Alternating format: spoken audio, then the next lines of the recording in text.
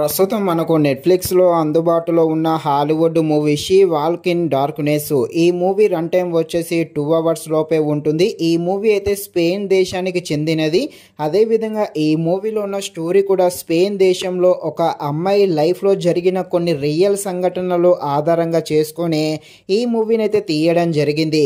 Movie అయితే బాగానే ఉంది, మరీ బాగుందని చెప్పలేను, కాకపోతే పర్వాలేదు, ఒకసారి చూడదగిన విధంగానే ఈ మూవీ అయితే ఉండడం జరిగింది. ఒకసారి ఈ మూవీ చూడడానికి ట్రై చేసేయండి. మూవీ అయితే పర్వాలేదు, ఖాళీ సమయంలో టైంపాస్ అయితే అవ్వడం జరుగుతుంది. మూవీలో రొమాంటిక్ సీన్స్ లేవు, కాకపోతే ఒక చోట కొంచెం రొమాంటిక్గా ఉంటుంది. ఆ ఒక్క సీన్ స్కిప్ చేస్తే మిగతాదంతా కూడా ఫ్యామిలీతో కలిసి కూడా చూడవచ్చు.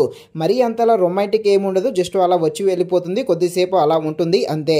ఇక ఈ మూవీ అయితే బాగానే ఉంది, చూసేయండి. థ్రిల్లర్ డ్రామాగా ఉండే ఈ మూవీ ఎలా ఉందో అనే విషయం తెలుసుకునే ముందు ఇంకా ఎవరైనా మన ఛానల్ని సబ్స్క్రైబ్ అండ్ లైక్ చేయకుండా ఉంటే ప్లీజ్ తప్పకుండా మన ఛానల్ని సబ్స్క్రైబ్ అండ్ లైక్ చేసి కాస్త నాకు సపోర్ట్ చేసేయండి. కథలోకి వెళ్ళిపోతే హీరోయిన్ ఒక పోలీస్ ఆఫీసరు. ఈమెనైతే గవర్నమెంట్ ఒక సీక్రెట్ మిషన్ కింద ఒక టెర్రరిస్ట్ గ్రూపులోకి అయితే పంపించడం జరుగుతుంది.